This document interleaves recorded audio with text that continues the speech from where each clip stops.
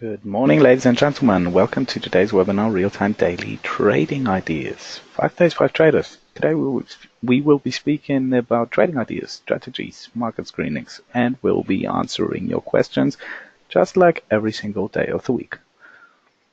Many of you will probably have seen it a couple of hundred times, but it is important, so please be aware of it. The risk disclaimer.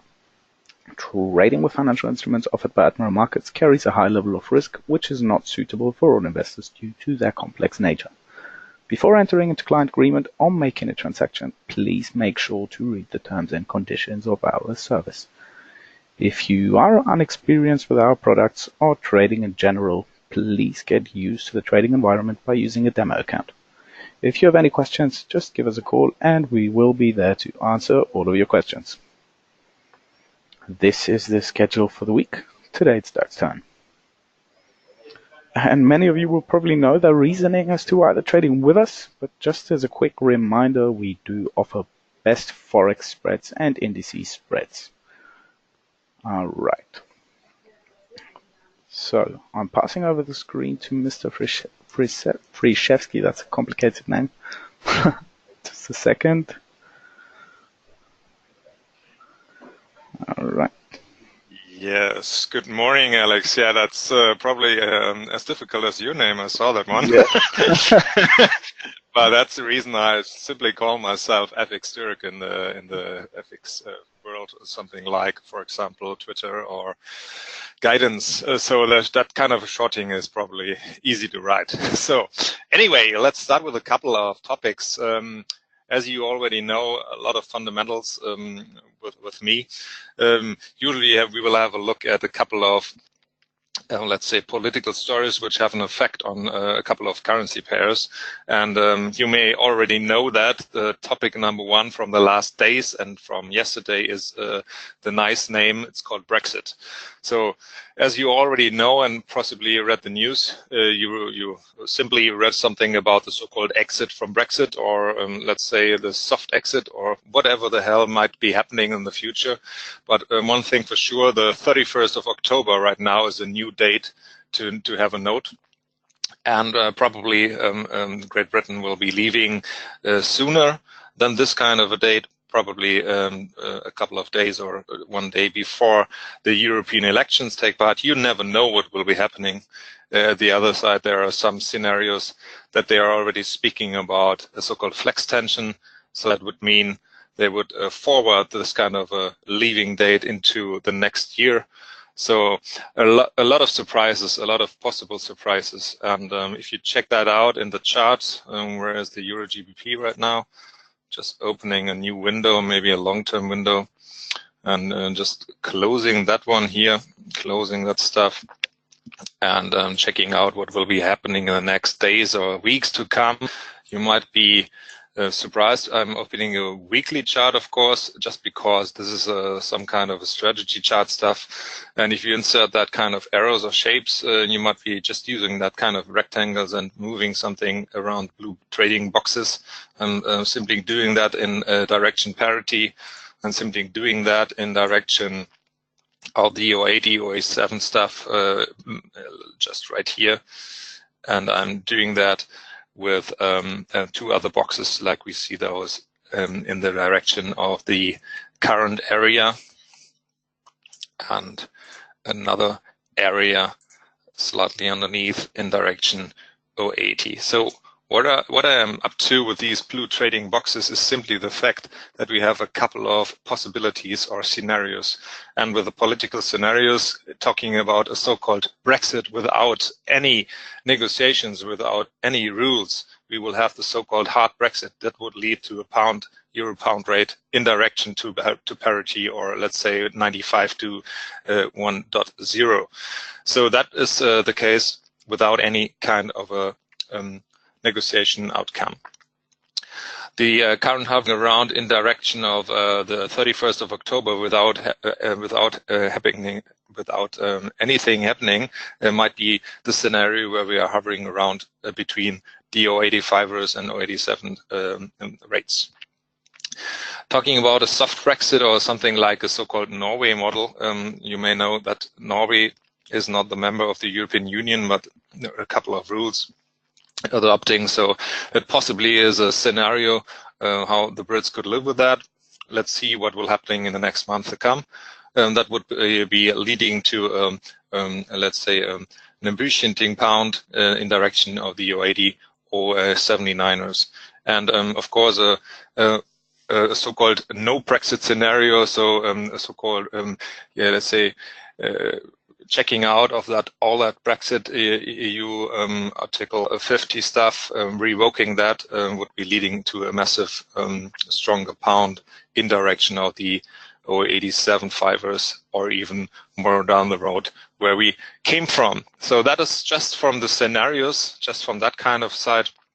And of course, you have a couple of let's say Fibonacci retracements in next weeks to come from the upside, from the last upside, from the last high to the current low. You have a couple of those 61.8ers, and if you go back in long-term charts, you will have a 61.8 retracement, which is around the 087.35, which is still very important. This one shouldn't be crossed to the upside, otherwise the pound will be weakening more. And if you check out this daily fibs, you see the 61.8 level, which is even above that one. I'm just marking that with a horizontal line here. Checking in that at 88.65ers. So that is a possible target for the Euro bulls versus the pound to the upside. And doing that the other way around, you will find a couple of projections right in the direction of this blue trading box, which is on the top side 084, 83.50, and on the downside even more room to the 082.50s down the road. So just that is something like projections for the next weeks to come, which will be happening in case of different scenarios. Let's just have a look at the German DAX first. What happened there? What is going on with the German DAX this morning? Why is it going up? Because we already tested that 11,880s. We're showing that stuff with Fibonacci's as well. But first of all, if you check out the news today, you have the China data, and you know Germany's best client with huge trading amount is China. And if you look at the Chinese data this morning, you will be having reports like the Chinese March trade surplus soars, really soars, past anything about expectations. So this is a really strong sign. And kind of, let's say that the first points of that stimulus Beijing has done maybe worked out. So we will see that if that is really taking place in April and in May as well. And now check out this current dailies. The dailies on the fibs, the so-called fibs, were the last from the last low to the last high. That's the, just need to check out this high. Is that the 12.024, 12.030? So that's correct. Just widening that picture for you guys that you possibly see more. It's just speaking about projections first to the downside, and the other way around. Of course, we will be having a look at a shorter term view with targets to the upside as well. We just simply use that horizontal lines to mark these projections to the downside levels and do that the other way around with another Fibonacci analysis. So just deleting that one, and we'll be checking out the hourly chart, just squeezing that kind of a picture here. And we're looking at the last high and the last low, which is correct to pick it out here. Let's see if that is correct. 11,964.19, 24, so that's correct. And projections to the upside, so first targets on the hourly chart are the 138.2 projection, which is already tested, and the 161.8, which is at 12.011. Of course, working well with that projections to the upside there, which will lead us to another projection level in direction of 12.086. So we will be leaving all these kind of lines as well and going back to the daily. Just checking out the last low. So we will see a lot of time frames, of course, and a lot of horizontal lines. The last Fibonacci analysis from that last high here, that's the high of the 19th of March, which is at 11,822.80, so approximately 823, and going down to that last low here, which is at the 11,268. So these this high and a low with combination of the Fibonacci analysis gives us a hint where the next fibs are lying to the upside. So these kind of projection levels, 138 as well, and 160.18 up here. This would lead to the last close of an open gap here. So there's still an open gap.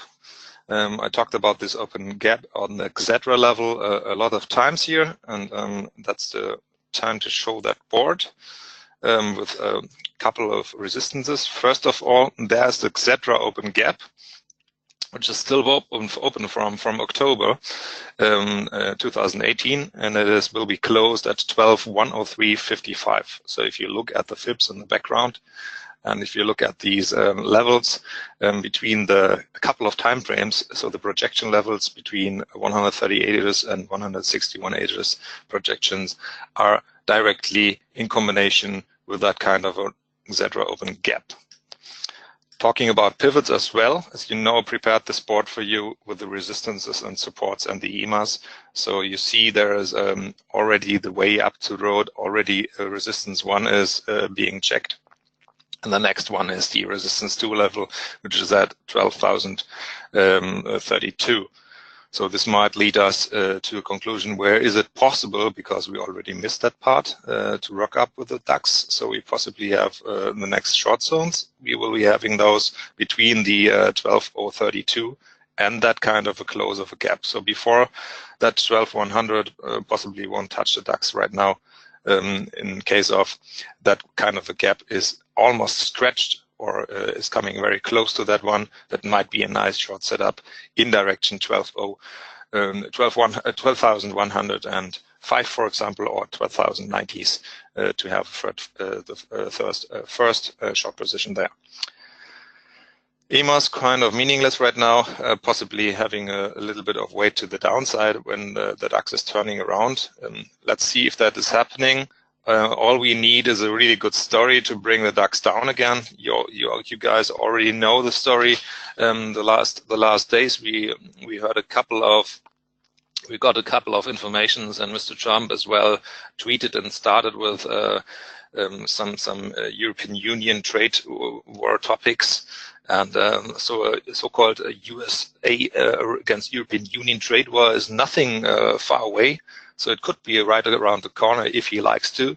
So that's simply a political nonsense, if you ask myself, but if you ask me. But anyway, you can have a look at the so-called Airbus story. You can have a look at the German automobile sector. You can have a look at a couple of other reasons why the US might start that stuff, because the European Union has a strong, and Germany has a strong trade surplus against the US. So that's a reason to start that kind of a fight, possibly. All right, let's check out. I simply wrote myself a board that I don't forget anything. Let's check out if I just missed one point before we start analyzing the euro and the loonie. Yeah, that's all right. So we will be starting with the euro-US dollar as well. If you just remember, where's the euro-US dollar? There it is. You just remember last week, no, not last week. Last week was a trade fair.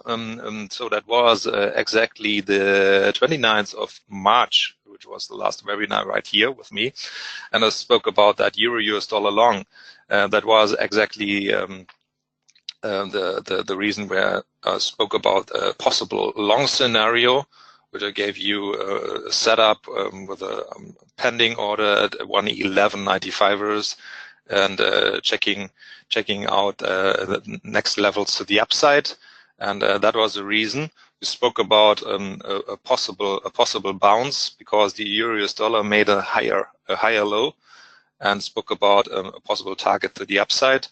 I gave out a so-called first target for the euro-US dollar rate around here, which is the 61.8 Fibonacci retracement from that kind of an analysis, which is from the multi-year low at 111.76 up to that last Federal Reserve hike here, not hike, Federal Reserve spike, because the Fed had a rate decision at that kind of a date and spoke about a 180-degree change in the Fed policy. So the reason why I spoke about a possible turnaround in the euro-US dollar is the fact that a couple of hedge fund buys and a couple of institutions are net short massively, and commercials are getting long and more long. So this is nothing like I'm always speaking about so-called Merlin's glass ball. I'm not looking at some kind of glass ball here. All I use is so-called data, and this kind of a data is absolutely 100% free for you. Let's check out if you guys can see that. Alex, is that kind of, let's say, visible? It is visible. It is. Okay, so let's just try if we mark that with blue. So that is a so-called commitment of traders report. The next one is due for today at 21:30 CET.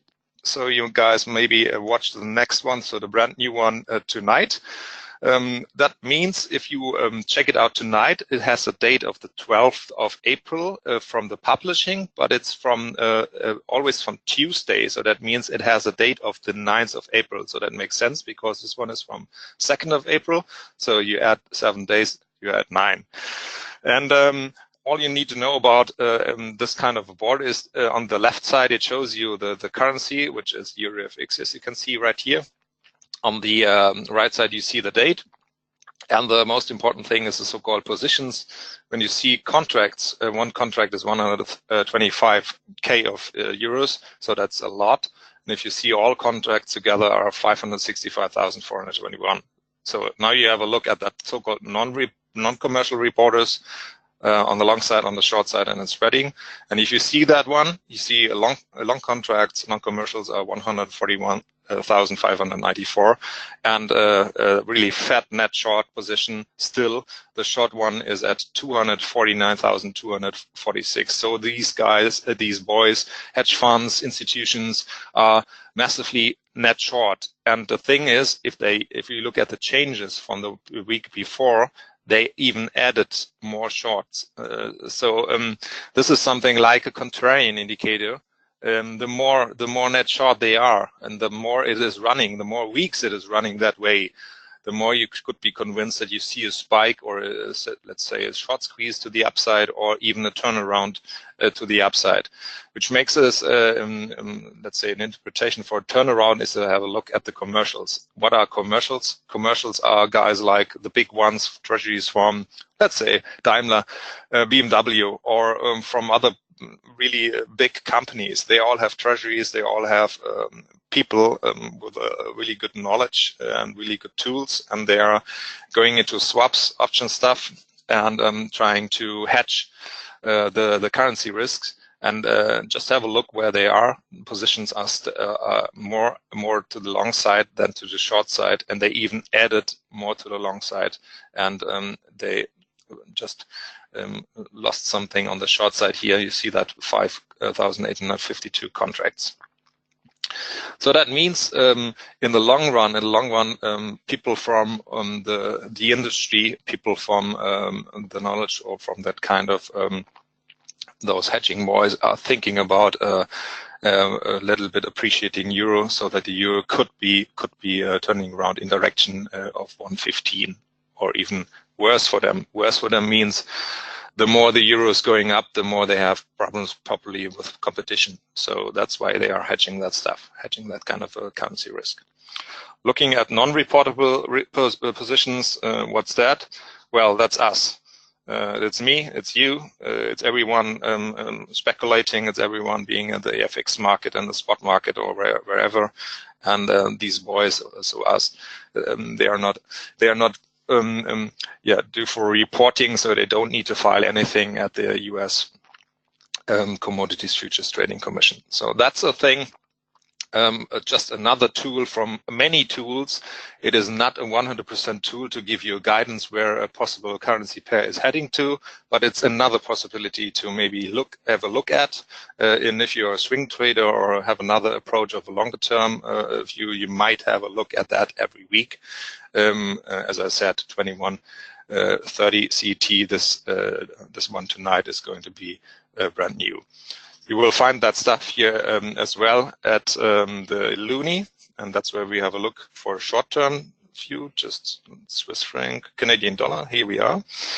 So we will see that those commercials are massively long the Loonie. So that means they are looking at a so-called stronger Loonie. And by the way, not even that kind of reportable position stuff here. Always have a look at the WTI, so the oil, and when the US leading contract oil, so WTI, is going up the road, that always means that the Loonie is getting stronger. So the more the WTI is going up, the stronger the Loonie usually gets, because it's just typical commodity currency move to the upside. All right, and you see that the same stuff here. You see a lot of net short stuff around the hedge funds, institutions, 68,183 contracts to the short side, and they even added to that one last week.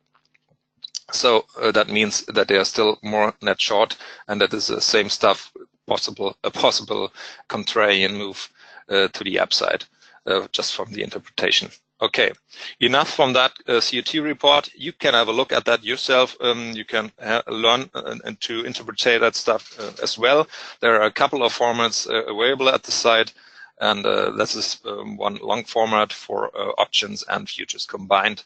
So that is possibly the thing worth looking at.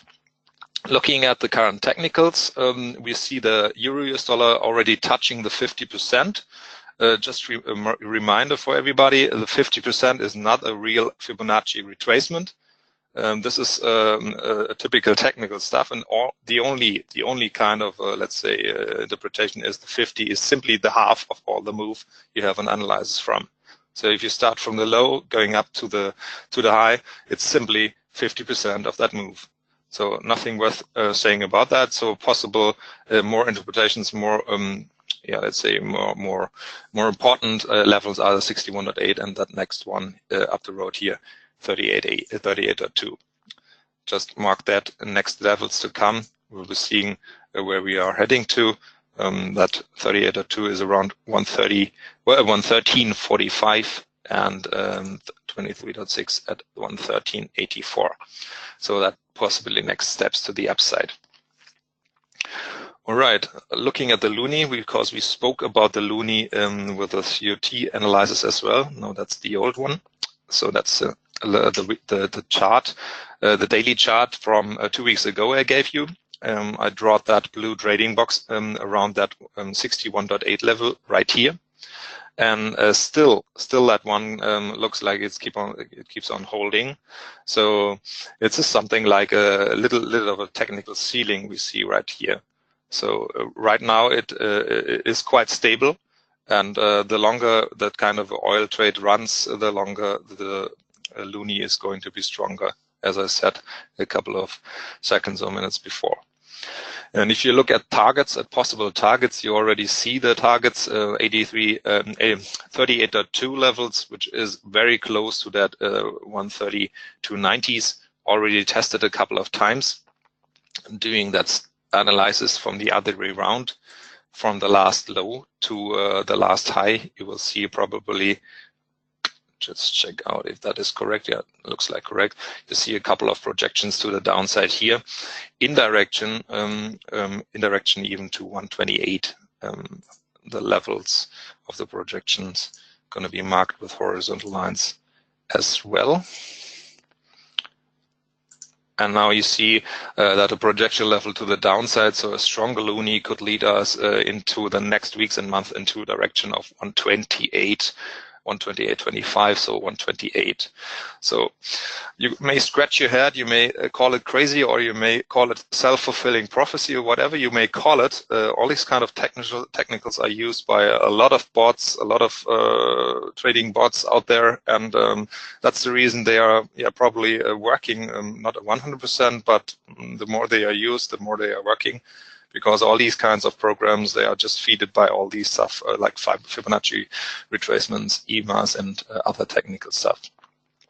Besides the fact, a couple of big institutions like the #1 investment bank in the US, like JP Morgan or Goldman Sachs and like Morgan Stanley, they all have targets down the road there. So they're not running into libraries and having a lot of hours and days of research. All they use probably is the Fibonacci tools as well, giving us a little bit of more guidance where the currency pair is possibly heading to. All right, spoke a lot about a lot of technicals and fundamentals. Alex, is there a question a special market clients are wishing for? Not really, no, not a special market, but I've got a question. Would you like to say one or two things about the DAX? Yes. Where we have the DAX? Okay, because I already spoke about the DAX, or what do you want to hear? Actually, I would just like to ask you if you think that it will test the 12,000. Do you think it will rebound? What do you think about 12,000 mark? If you ask me, probably I'm the wrong person to ask, because I started to be short the next days to come, because I'm not expecting it at 100%. But let's say I spoke about Mr. Trump and his possible next target of a trade war which is the European Union again. So probably this could lead us to let's say tank a little bit more to the downside again. And one thing which we see at the 61.8 level right here, we just widen the picture a little bit. Let's see if that is quite clear. You got a nice gap here, right? And if you look at that shape, use that rectangle here again. This is something which needs to be holding. If that one is going to be tested to the downside, I think it could be getting ugly. Okay. Because I'm really scratching my head if the DAX has the power to reverse up after that. Because of the scenario, it's a seasonal thing on top of that, because it's April. We are slowly getting into that huge dividend season. German DAX companies are paying out a record amount of money, a record amount which is, I think I read something about 36 billion euros, possibly, right? And if that stuff took place, I mean, there's no reason to be long the DAX after that, because the next earning reports might be getting ugly as well. Excellent. That's just my opinion. Great. That's my opinion. All right. All right, guys. I think we can finish off. Yeah, just a couple of closing words from your side. Yeah, if you're around Frankfurt, you might be having a nice day after trading, or if you just skip after a couple of trades and just enjoy the sun out there. It's still fresh but sunny. Enjoy the weekend, guys. Not far away next week. If you have a look into the next week, just that kind of short words for that. We have a shorter trading week because Good Friday is Good Friday. So that means that the US markets and most of the European markets, I think all of Europe, is closed, and the only thing you might be doing is trading in thin markets, trading Japanese yen, for example, or Chinese markets, whatever. This one remains open, but makes no sense to me. Okay. All right. Okay. Thank you very much, guys. Thanks for the comprehensive analysis, Dirk. I will be uploading this webinar onto YouTube soon, so if you like to review it, you can do so. Thank you very much, guys. Have a good weekend. Have a good day ahead. Thank you very much. Bye-bye.